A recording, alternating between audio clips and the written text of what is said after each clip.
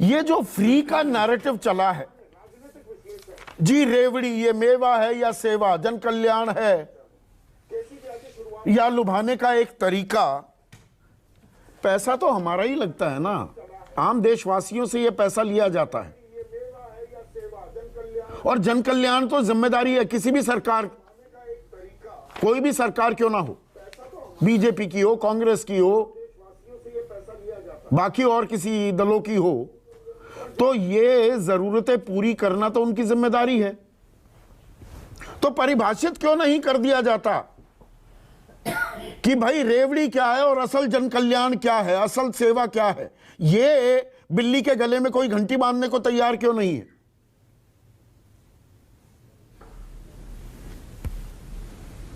Sandeep ji, RBI की रपट हम सब लोगों ने देखी है।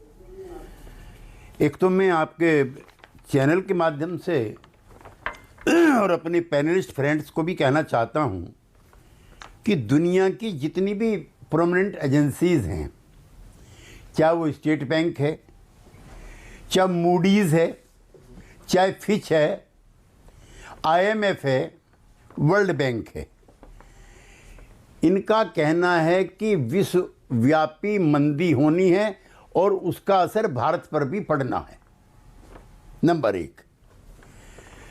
नंबर दो, विकसित हम देश होना चाहते हैं, क्लेम करते हैं, बहुत अच्छी बात होगी।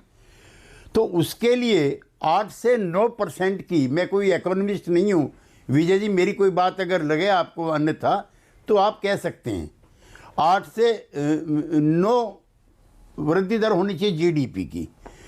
और एज ऑन टूडे, और जो ये एजेंसीज है इनका कहना है 7 से कम है इस समय। और जो रिजर्व बैंक के भूतपूर्व गवर्नर हैं रंगराजन साहब, उनका कहना भारत को विकसित देश बनने में लग सकते हैं 20 साल। विकसित देश का मैंने भी उस दिन आपको बताया था कि विकसित देश के लिए जो लगेंगे उसमें प्रति व्यक्ति सालाना आय न्यूनतम $13,205 होना चाहिए। और प्रति व्यक्ति जो आय के मामले में ये भी रंगराजन कह रहे हैं कि 197 देशों की सूची में हम 142वें स्थान पर हैं।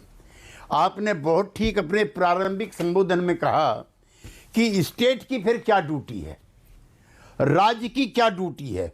अब जो सब्सिडी को लेकर के आरबीआई गवर्नर ने कहा है, हम तो चिंताओं में चले गए हैं, क्योंकि ये जो सब्सिडीज़ हैं, एक तो ये फूड की हैं, 81 करोड़ लोगों को जो आप खिला रहे हैं, पैदा तो खैर हम ही ने किया है, यह एग्रीकल्चर साइंटिस्ट हैं, उन्होंने नुस्खे दिए हैं जिसको एमएसपी भी नहीं मिलती है।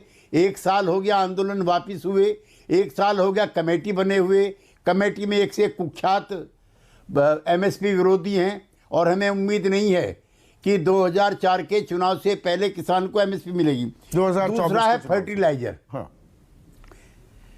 2 फर्टिलाइजर की सब्सिडी है, तीसरी पेट्रोल की है। बिल्कुल 3 बड़ी सब्सिडी मेन है, बाकी तो और दर्ज।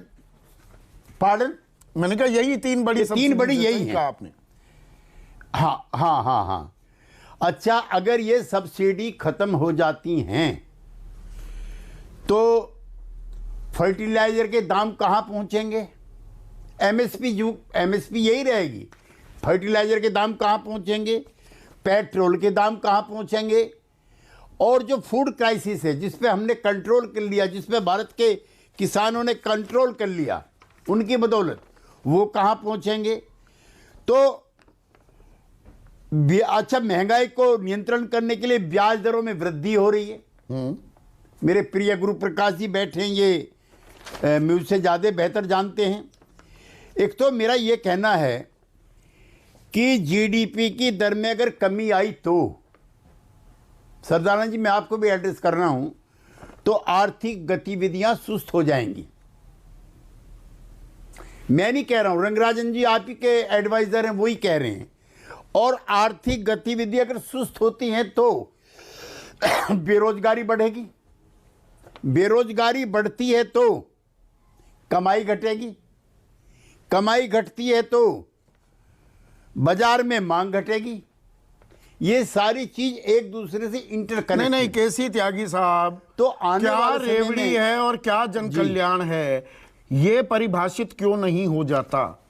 एक सीधा सा सवाल है, 75 साल आजादी का मैंने इसीलिए जिक्र किया। क्या साफ पीने का पानी,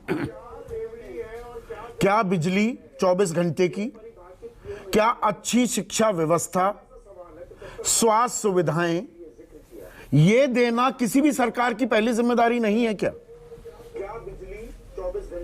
होनी चाहिए। इसमें हम इतना गोल गोल होनी क्यों चाहिए। घूम रहे हैं हम कि ये पूरी रेवड़ी स्टेट है में या है। नहीं है?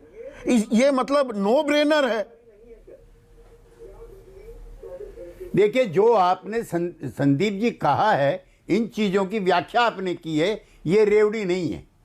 सस्ती शिक्षा होनी चाहिए, सस्ती स्वास्थ्य सुविधाएं होनी चाहिए, पानी अच्छा मिलना चाहिए, ये कौन कहता है रेवड़ी है? और जो कोविड ने अर्थव्यवस्था खराब कर दी है, उसके तहत अगर 81 करोड़ आदमी को, एक तो ये भी मान लीजिए कि देश में भुखमरी के हालात हैं, अगर ये 81 करोड़ लोगों को आपने भोजन नहीं दिया, डींगे हाँकने से कुछ नहीं होता है,